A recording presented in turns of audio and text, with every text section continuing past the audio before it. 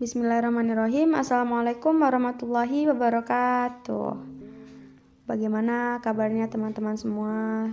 Semoga selalu dalam keadaan sehat walafiat dan tidak terhalang suatu apapun sehingga kita bisa melakukan aktivitas seperti biasanya walaupun ini masih pada masa pandemik ya.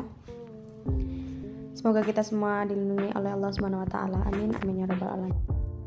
Baiklah, selanjutnya kami dari kelompok 1, saya akan memperkenalkan anggota kelompok 1. Yang pertama ada Ginanjar Agus Salim, yang kedua ada Ade Risma Hadi, yang ketiga Fitria Rahmadani, yakni saya sendiri, dan yang keempat ada Rahayu Anzani. Baiklah, di sini ada 5 sub tema yang akan kami jelaskan dalam presentasi hari ini. Nah, di sini bisa dibaca kelimanya. Namun sebelum masuk ke penjelasan, saya akan menjelaskan terlebih dahulu mengenai apa makna tes. Nah, tes di sini memiliki makna, yakni serangkaian pertanyaan atau latihan dan alat-alat lain yang digunakan untuk mengukur keterampilan, pengetahuan, kecerdasan, kemampuan, atau bakat yang dimiliki oleh seseorang ataupun kelompok. Nah, itu tadi pengertian tes. Baiklah, lanjut ke pembahasan pertama, yakni klasifikasi tes psikologi berdasarkan instruksi dan cara pengambilan data tes. Di sini ada tes, yang pertama ada tes klasikal versus tes individual. Nah, di sini perbedaannya sudah dijelaskan ya dalam PPT. Jadi yang signifikan itu terdapat atau terletak dalam, nah kalau tes klasikal ini melayani kelompok dalam satu waktu. Contohnya IST, APM, dan SPM. Nah, ini biasa digunakan seleksi karyawan, siswa, dan tujuan riset. Kalau seleksi siswa seperti contohnya ketika kita ingin masuk sekolah favorit, nah akan ada seleksinya. Nah, seperti itulah. Itulah yang disebut dengan tes klasikal. Sedangkan tes individual, nah di sini sudah jelas individual yakni seorang individu. Nah, jadi tes ini hanya melayani seorang individu saja dan biasanya digunakan dalam asesmen individual. Contohnya klien klinis, pasien rumah sakit. Nah, seperti itu. Selanjutnya ada tes kecepatan atau speed test versus tes kemampuan atau power test. Jadi di sini bisa dibaca perbedaan signifikannya itu terletak pada waktu yang digunakan dalam mengerjakan tes tersebut. Nah, kalau tes kecepatan ini waktunya sangat terbatas. Kalau tes kemampuan pada dasarnya tidak dibatasi. Dan contohnya juga udah dijelaskan dan udah disebutkan maksudnya seperti itu. Lalu selanjutnya akan dijelaskan oleh teman saya. Baiklah, saya Rahayu Anzani akan membahas submateri kita yang kedua, yaitu berdasarkan cara menyelesaikannya. Yang pertama itu ada tes paper and pencil versus tes performance. Apa itu tes paper and pencil? Tes paper and pencil merupakan tes yang dalam pelaksanaannya itu kita menggunakan kertas dan pensil atau pulpen dalam proses pelaksanaan tes tersebut. Sedangkan tes performance atau dalam bahasa Indonesianya itu kita sebutnya dengan kinerja. Menurut Smith dan Adam adalah suatu tes yang berhubungan dengan bentuk aktivitas fisik, yang berarti ini berkaitan dengan sistem motorik, seperti memasang bola dengan balok-balok kayu. Sedangkan menurut Dewa Ketut Soekardi, yaitu tes yang menuntut seorang tester untuk menggerakkan atau menggunakan objek-objek atau menyusun bagian-bagian yang dikerjakan dengan tepat. Selanjutnya ada tes verbal versus tes non-verbal, Yang membedakan di antara keduanya ini adalah materi tes yang digunakan serta aktivitas yang dilakukan berhubungan dengan tes atau cara pengerjaan tesnya itu yang berbeda di antara tes verbal dan tes non-verbal. Nah, jika di dalam tes verbal, seorang tested dalam menyelesaikan suatu pengerjaan tes harus menggunakan kata-kata, misalnya memberikan keterangan, memberikan lawan kata, mengatakan kekurangan pada suatu gambar. Contohnya itu ada pada subtes informasi, ada tes WAIS. Sedangkan tes nonverbal, tes ini yang berkaitan dengan aktivitas motorik. Tes nonverbal ini juga disebut dengan tes performance karena yaitu sama. Seorang tester tidak harus menggunakan respon berwujud bahasa, melainkan dengan melakukan sesuatu. Misalnya DAP, HTP, warteg, subtes melengkapi gambar, menata balok dalam tes WAIS. Nah, untuk DAP dan HTP sendiri, teman-teman tidak perlu bingung ataupun bertanya apa itu DAP atau HTP. Karena pada semester 1 dulu, kita sudah pernah melaksanakannya pada tes psikotes. Sekian dari saya, selanjutnya akan dilanjutkan oleh Ade Rismahan. Klasifikasi tes berdasarkan jenis pertanyaan. Jadi di dalam klasifikasi tes berdasarkan jenis pertanyaan ini dibagi menjadi 4. Yang pertama, tes culture fair versus tes culture bind. Yang kedua, tes langsung. Misalnya, tes projektif versus tes tak langsung. Contohnya, tes prestasi. Yang ketiga, tes jawaban bebas atau esai versus tes pilihan. Pilihan alternatif A, B, C, D, E. Ada skala dan matching. Yang keempat, tes pilihan terbatas atau forced choice versus tes ambiguity item. Pada tes culture fair, ini adalah tes yang adil budaya. Artinya, tes ini tidak membedakan individunya.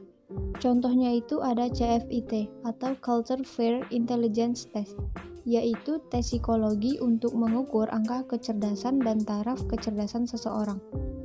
Culture Fair Intelligence Test ini adalah tes yang dirancang dengan meminimalisir pengaruh kelancaran verbal, kondisi budaya, dan tingkat pendidikan.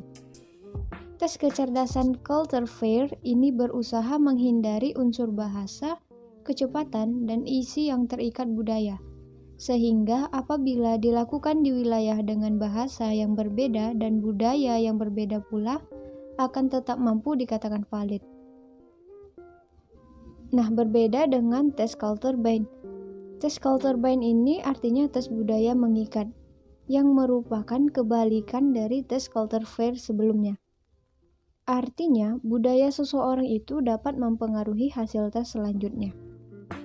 Selanjutnya ada tes langsung, misalnya tes projektif versus tes tak langsung, misalnya tes prestasi.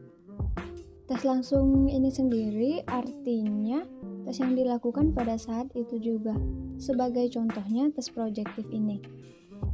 Dasar asumsi yang melandasi tes-tes projektif ini adalah subjek dihadapkan pada sejumlah stimulus yang kabur dan ia diminta untuk memberikan respon terhadap stimulus tersebut.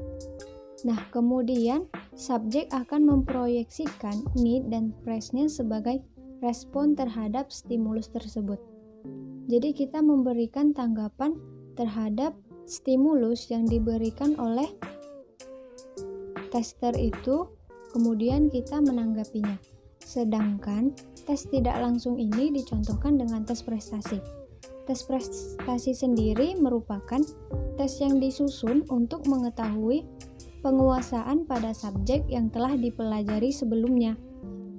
Jadi tes prestasi ini menggambarkan hasil belajar atau status individu setelah menyelesaikan suatu pembelajaran atau pelatihan.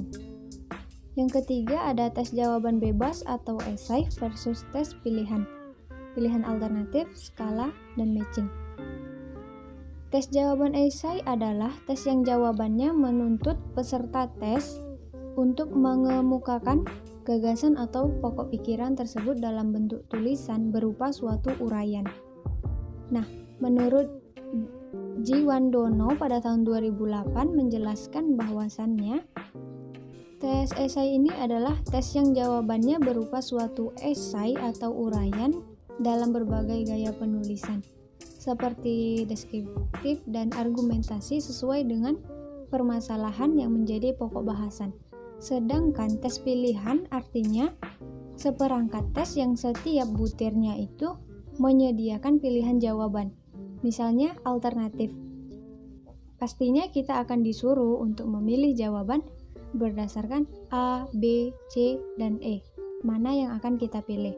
Dan yang terakhir ada tes pilihan terbatas atau forced choice versus tes ambiguity item. Tes pilihan terbatas atau forced choice ini artinya pilihan yang dipaksakan. Contohnya itu ada pada tes EPPS. Tes EPPS ini merupakan tes yang bersifat memaksa dalam memilih pernyataan-pernyataan dalam item-itemnya. Seperti contoh yang kami tampilkan. Sedangkan pada tes ambiguity item ini artinya item-itemnya itu beragam namun memiliki kedua artian. Artinya itu tidak satu saja. Dia itu memiliki beberapa kemungkinan. Klasifikasi tes berdasarkan cara penilaian. Nah, klasifikasi tes berdasarkan cara penilaian ini yaitu ada tes alternatif versus tes gradual. Pada tes alternatif ini, penilaian itu berdasar atas benar salah. Jadi hanya ada dua alternatif nih. Kalau nggak benar ya salah atas jawaban yang kita berikan. Contohnya itu pada jawaban tes objektif ya. A, B, C jawabannya. Pilihan jawaban itu akan dinilai dengan sesuai dengan jawabannya. Maksudnya adalah misal kita memberikan jawaban A. Nah, jawaban A yang kita pilih tersebut itu bisa benar dan bisa salah.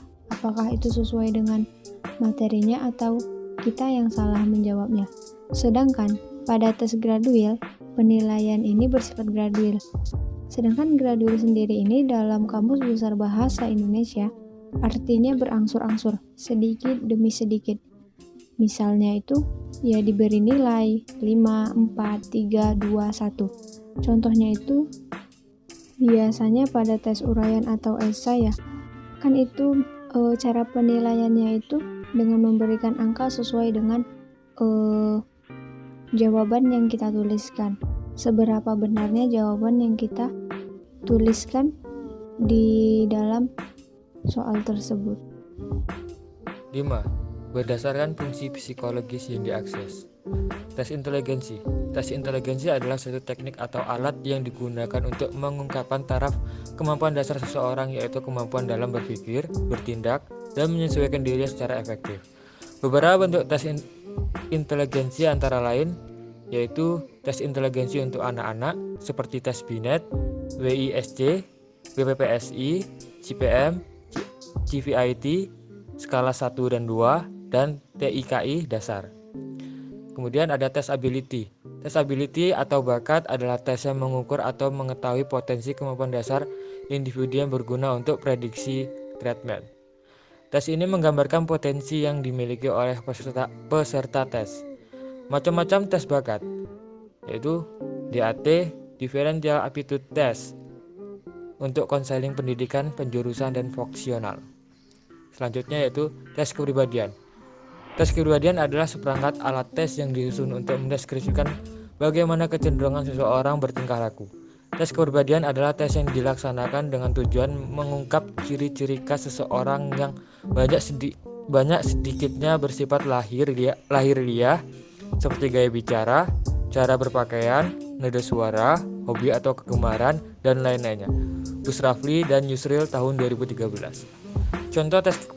Contoh tes kepribadian adalah tes grafis, TAT, CIT, SIT, tes research, EPPS, dan sebagainya. Tes kepribadian berfungsi untuk mengetahui karakter seseorang. Nah, itulah tadi penjelasan dari kami kelompok 1 mengenai klasifikasi tes psikologi pada mata kuliah psikodiagnostika dasar kali ini. Jadi semoga setelah ini teman-teman sekalian bisa menjadi lebih memahami tentang materi ini, dan tentunya semoga saja pada pertemuan kali ini ilmu yang kita dapatkan bisa bermanfaat. Amin amin ya rabbal alamin. Selanjutnya, apabila teman-teman ingin memberikan tanggapan atau pertanyaan dan bisa pula saran dan kritik, karena kami sangat membutuhkan hal tersebut untuk memperbaiki agar lebih baik lagi ke depannya. Baiklah, sebagai penutup, saya perwakilan dari kelompok 1 pamit undur diri. Wassalamualaikum warahmatullahi wabarakatuh.